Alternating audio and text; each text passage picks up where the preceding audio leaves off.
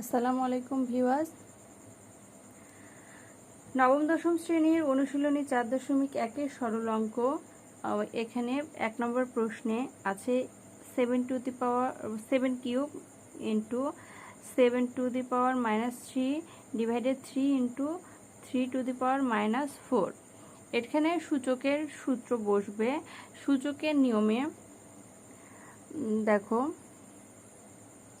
a⁴n, এখানে এ হচ্ছে ভিত্তি, এ ভিত্তি এবং এন হচ্ছে পাওয়ার বা ঘাত।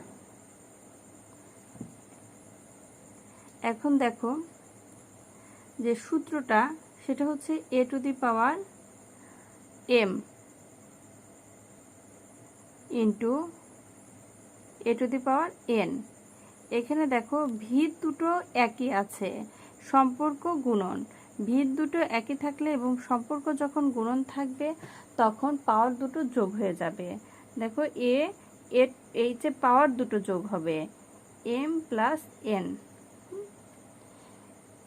এই নিয়মটাই এখানে আমাদের 1 নম্বর সূত্র প্রশ্নে অঙ্কটা করতে হলে লাগবে। দেখো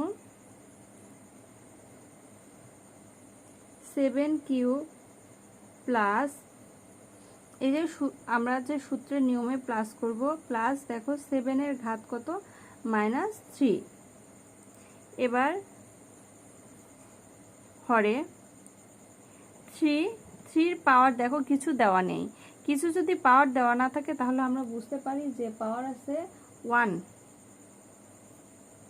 প্লাস -4, পাওয়ারটা যোগ করে দিলাম।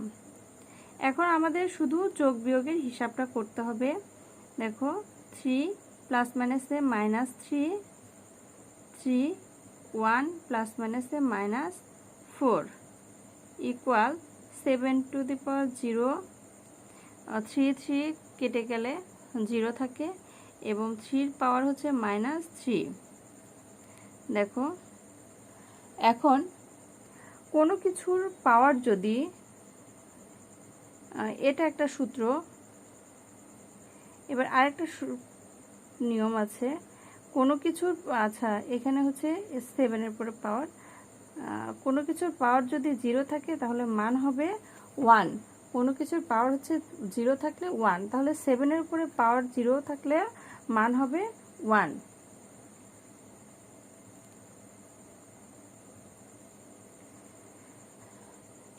সূচকের নিয়মে দেখো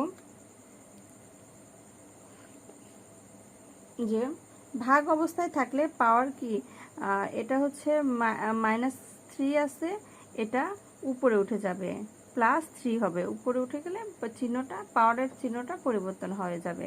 তাহলে অ্যান্সার হচ্ছে 3 × 9 3 × 27। এটাই নির্ণয় সমাধান। আশা করি বুঝতে পেরেছ। এবার দেখো 5 নম্বর অঙ্ক। 5 নম্বর অঙ্কটা আমি তুলে নিয়েছি। এখানে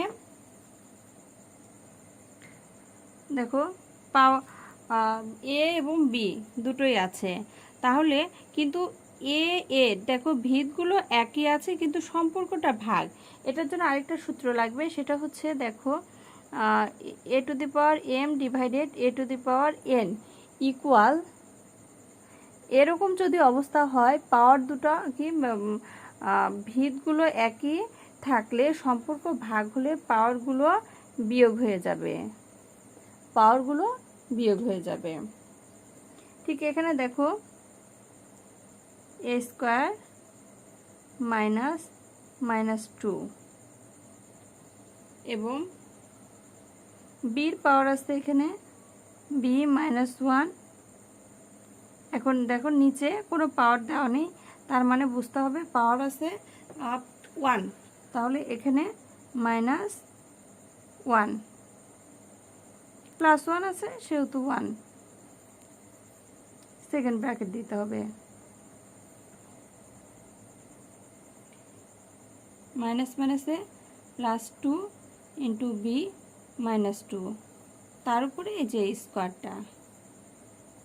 এবার দেখো a to the power 4 b square, তার উপরে স্কোয়ার।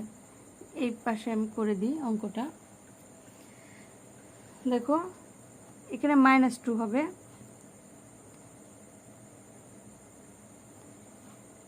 পাওয়ারটা গুণন হয়ে যাবে, 4 দুগুণে 8, আর বির উপরেও পাওয়ারটা গুণন হয়ে যাবে, b to the power minus 4। এখন দেখো a to the power 8 divided b to the power 4, এই পাওয়ারটা নিচে নেমে যাবে, যেহেতু মাইনাস আছে ভাগ লসাগু হয়ে গেলে এটার মাইনাসটা উঠে প্লাস হয়ে যাবে। দেখো 2 নম্বর প্রশ্নটা। 2 নম্বর প্রশ্ন 7 square cube root into 7 cube root divided 7 root.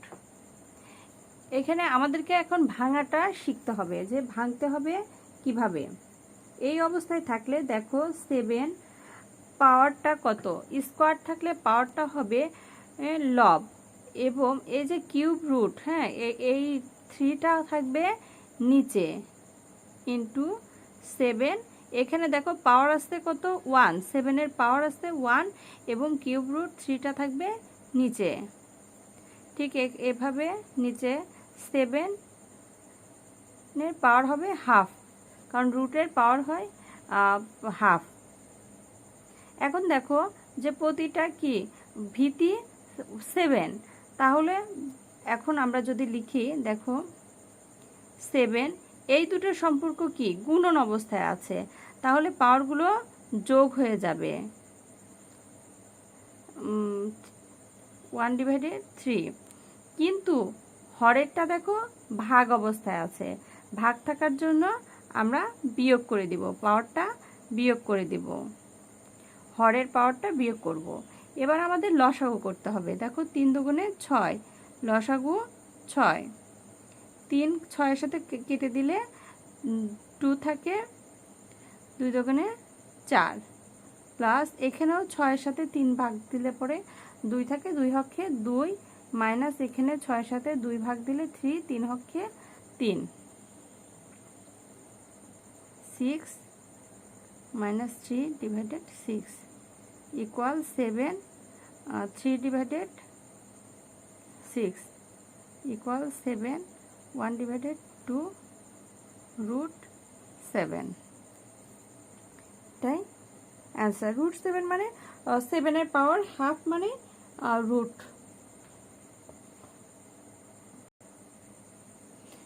দেখো 3 নম্বরে প্রশ্নটা আমি তুলে নিয়েছি, 2 to the power -1 plus 5 to the power -1, তার উপরে পাওয়ার হচ্ছে -1।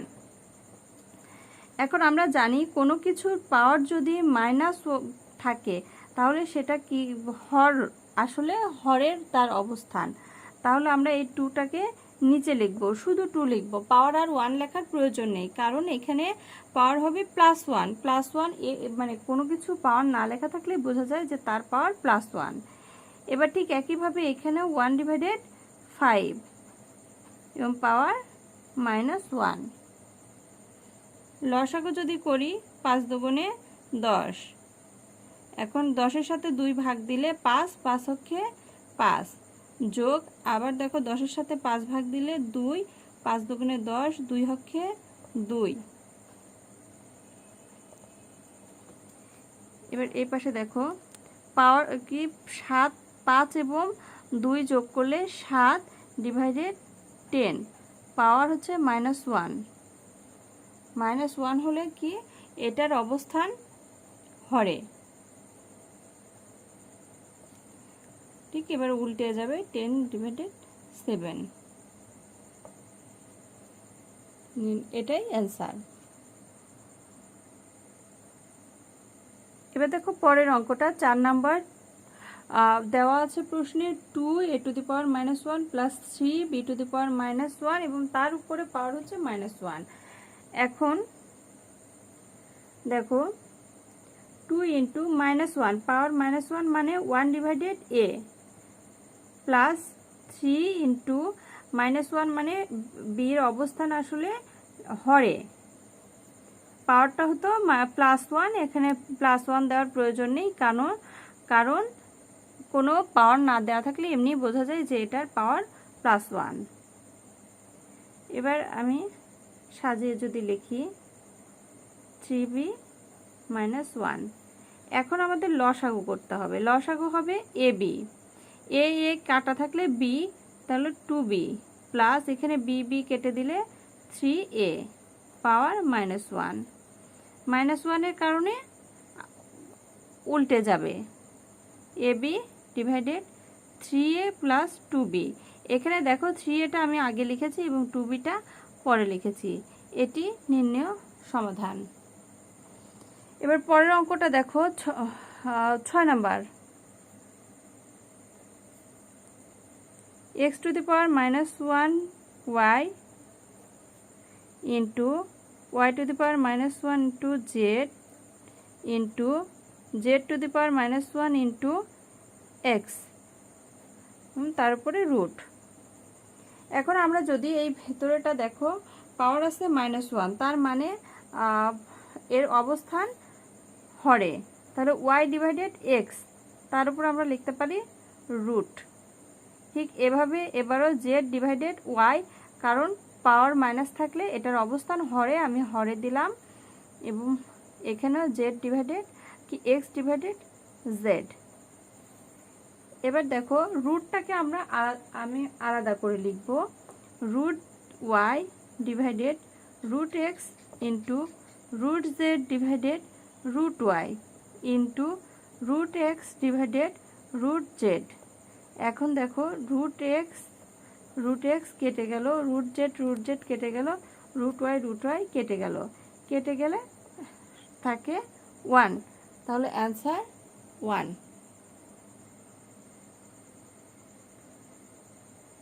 দেখো 7 নম্বর প্রশ্নটা আমি তুলে নিয়েছি। 2n+4 - 2 into 2n+1 divided 2n+2 divided 2। দেখো এবার আমি ভেঙে নিব অঙ্কগুলোকে, সংখ্যাগুলোকে সব ভেঙে নিব। 2n ইন্টু 2n4 মাইনাস, এখানে দেখো 4 আছে, সবগুলোর ভিত্তি হচ্ছে 2 থাকার জন্য আমি এটাকেও 2 করে নিব, তাহলে 2 দুগুণে 4 ইন্টু 2n ইন্টু 2n। এবার হরে 2n ইন্টু 2 স্কোয়ার ডিভাইডেড দেখো 2n। এখানে দেখো আমি যদি 2n কমন নেই তাহলে থাকবে কত, এখানে 2n4 মাইনাস 2n2 প্লাস 1। এখানে দেখো পাওয়ারটা যোগ হয়ে গেছে, ভিত দুটো একই আছে 2 এবং সম্পর্ক গুণন থাকার কারণে এখানে এই দুটো পাওয়ার যোগ হয়ে গেছে, এবং 2n আমি ভাগ করে নিয়েছি, কি কমন নিয়েছি আগে। এবার এখানে দেখো 2n ইন্টু, এখানে ভিত দুটোই কি 2 এবং সম্পর্ক ভাগ, সেজন্য পাওয়ারটা বিয়োগ হয়ে যাবে, 2 থেকে এই পাওয়ারটা বিয়োগ হয়ে যাবে। এখন দেখো 2n কেটে গেল, আর 2n4 এর মান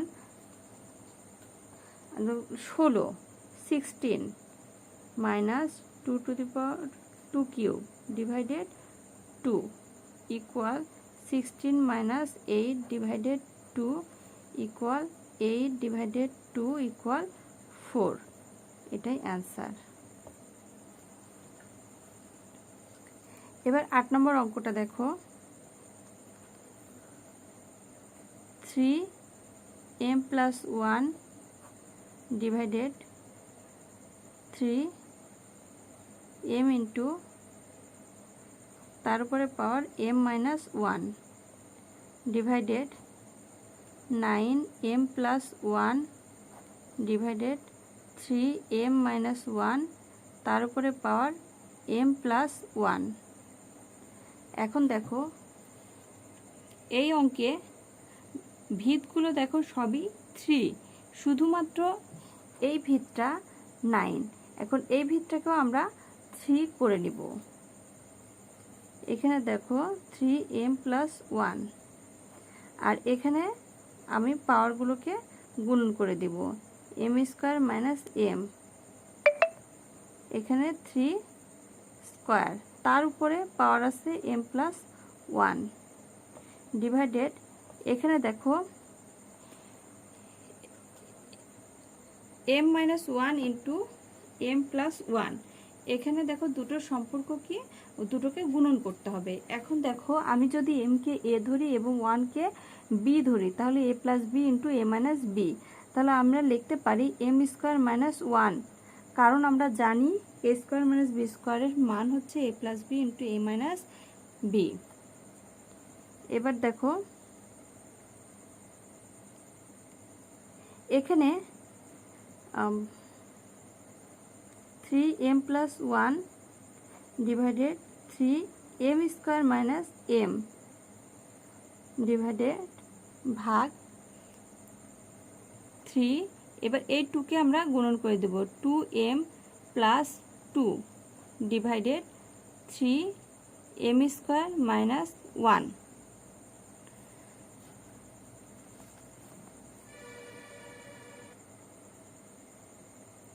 এবার দেখো সবগুলো সম্পর্কই দেখো সবগুলোই হচ্ছে v3। হ্যাঁ, এবার দেখো এই দুটোর সম্পর্ক ভাগ, তাহলে আমরা জানি সম্পর্ক ভাগ হলে পাওয়ারগুলো বিয়োগ হয়ে যায়, তাহলে আমি পাওয়ার বিয়োগ m² - m, এই ভাগটা ঠিক এখানেও সম্পর্ক ভিতগুলো একই, তাহলে পাওয়ারগুলো বিয়োগ হয়ে যাবে, -m² - 1। এবার ব্র্যাকেটটা তুলে দিই, 3m+1 - m² মাইনাস মাইনাসে প্লাস m ভাগ 3 2m+2 মাইনাস প্লাসে মাইনাস m² মাইনাস মাইনাসে +1 ইকুয়াল 3। এখানে দেখো মাইনাস m², দুইটা m আছে, তাহলে প্লাস 2m+1 ভাগ 3 minus m² plus 2m plus 3, 2 আর 1 যোগ করলে 3 হয়। এবার আবার দেখো ভিতগুলো 3 একই এবং সম্পর্ক ভাগ, তাহলে পাওয়ারগুলো বিয়োগ হয়ে যাবে, এই পাওয়ারের সঙ্গে পরের এই ভাগেরটার বিয়োগ হয়ে যাবে।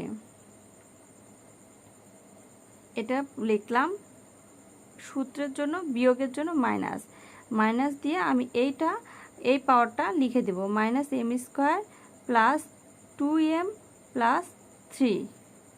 এবার দেখো ব্র্যাকেটটা তুলে দিব আমি,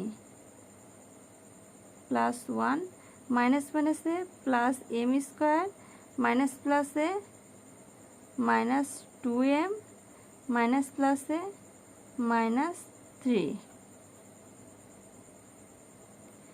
m² এর আগে মাইনাস চিহ্ন এবং এই m² আগে প্লাস কেটে যাবে, 2m কেটে যাবে, এবং এখানে দেখো -3 + 1 করলে -2 বিয়োগ করলে -2, যেহেতু মাইনাস এই সংখ্যাটা নিচে চলে যাবে, 3² 1/3² বা 1/9, এটাই অ্যান্সার।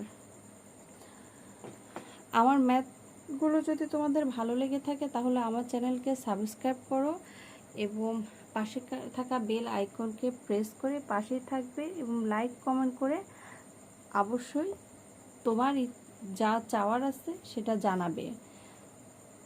সবাই ভালো থাকবে, আল্লাহ হাফেজ।